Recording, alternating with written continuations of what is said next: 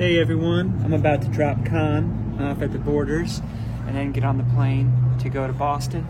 This is my least favorite part of the trip, is leaving this guy in North Carolina, because we're sure gonna miss him. But we'll be back hopefully after a couple of good races, and then we will rescue him. It's a good vacation for him, but I sure wish he was with us.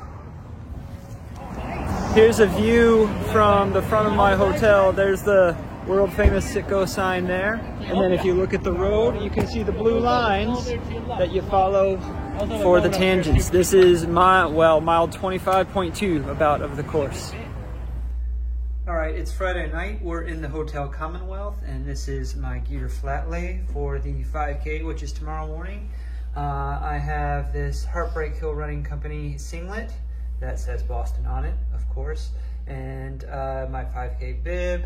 I'm gonna take a caffeinated Morton 100 gel before the start. I'm gonna have the Morton Solid Bar for breakfast, these Gooder Bolt G sunglasses. I'm going to be wearing the Rabbit Fuel and Fly split shorts and Injinji No-Show lightweight toe socks and the Asics Metaspeed Edge Paris. It's race morning for the 5K. The temperature looks good, conditions look good, except for the wind. It's going to be a little bit windy for the first almost mile and a half. We'll be going straight into the wind.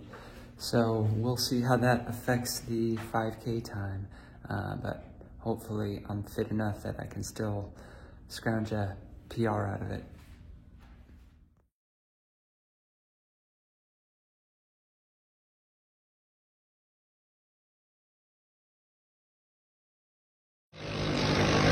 Woo! There you go.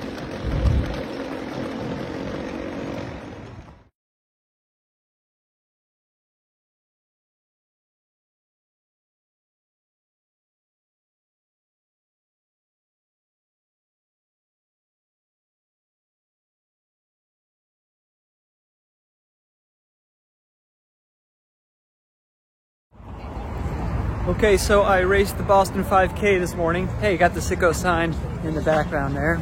I'm walking from my hotel to the expo now so I can get my marathon bib. Anyway, recap of the 5K. It was fun, it was good weather. Warmer than you want for a marathon, but pretty much perfect for a 5K. I think it was about 60 degrees Fahrenheit at the start. And yeah, set off at what was a quick pace, but was really target pace. I think I might have been doing the first quarter mile in somewhere around 5:25 to 5:30 pace, which is a little bit fast, but that's par for a 5K, going out a little bit fast. In the first quarter mile, I passed Med Kefleski. That was cool. Anyway, just kind of settled in. There were quite a few runners running at my pace because I did a good job of getting to the front of the corral. It's self-seated, so that can always be a nightmare. But I was in the right place at the start. I went through the first kilometer in 3:30 on the dot, which was right on, and it felt sustainable. I mean, it doesn't feel easy, right? That 5K pace shouldn't feel easy. And then went through the 1 mile at about 5:37, which is the same pace, so still bang on. Started to string out a little bit, still plenty of runners around, but not as many people that I could lock in behind. I had, some space in front of me. Got to the 2K mark at 7 minutes flat, still bang on pace because I was shooting for 3:30 per kilometer for a 17:30 5K. And then the third kilometer is when things started to get a little bit difficult. Once we took a right and then another left, we had a little bit more headwind exposure because it was a little bit closer to the Charles River. So I was feeling that. The third kilometer, I think I did more in 3:33 to 3:35. And then we turned around and got onto Commonwealth. Saw the second mile marker at 11:21. So I definitely had slowed down for the second mile. That was about a 5:45 mile, which is on pace with what my previous PR was, but again, I was going for a new PR. saw Heidi, my wife, shortly after the mile 2 mark, right underneath the Citgo sign, and that was a big boon. That was a big uplift there, and she was the one who caught the footage of me running by and waving. So then I was able to, crank it down a little bit. I was looking at my instantaneous pace after that, running about 5:35s and 5:40s, closer to 5:35, and that was more target. And that was about right here, actually. I'm walking by, the 4th kilometer right now. You can see the blue line on the street. So during this section right here, I was running 5:35s, getting back to that goal pace. The 4th kilometer, which is right up ahead, the 4th kilometer marker was right at the bottom of the underpass under Massachusetts Avenue. So I hit that at, I guess target would have been 14 minutes. It was between 14 minutes and 14:10, closer to 14:10. And I said, okay, I can still get a PR. I've got to just, ramp it up for this last kilometer, which is actually the most uphill kilometer, because you come up the backside of the underpass, and then a couple blocks after that, you turn right on Hereford, and Hereford is a little bit of a rise. Some people call it a hill. I wouldn't call it a hill. And Hereford, you're on, it's about 800 meters to go. Once you turn left on Boylston, you've got about 600 meters to go. And as I noticed from my warm-up this morning, Boylston is slightly downhill, just enough so that it's like a false flat downhill. So I knew once I took that left, it was just off to the races. I caught up with Eric Strong, who was running with his guide runner right before the left on Boylston. He had started 3 minutes before wave 1 with the athletes with disabilities.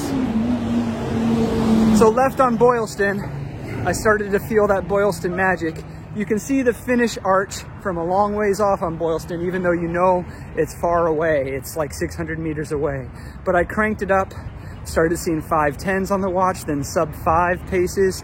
I think, according to Strava, the last 200 meters or so I ran was in the 450s, and I'm happy with that.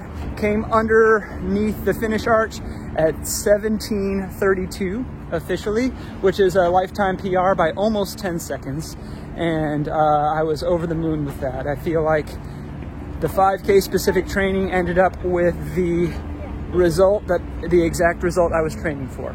So that's one race down, and that was really the one I was training for. Now I get to run a marathon for fun. So we'll see you we'll see you during that. I'm going to carry the camera for the marathon. Forgot to do a shoe talk, and I might talk a little bit more about this in the next video after the marathon. But I wore the Asics Metaspeed Edge pairs, and it was the perfect choice today. I felt smooth, snappy, energetic in that shoe. I didn't feel like I was missing anything for not having the Streak Fly 2, and my legs feel good. I don't feel like my calves are worked. I don't feel overly sore. That foam, the Flight Foam Turbo Plus, is very energetic.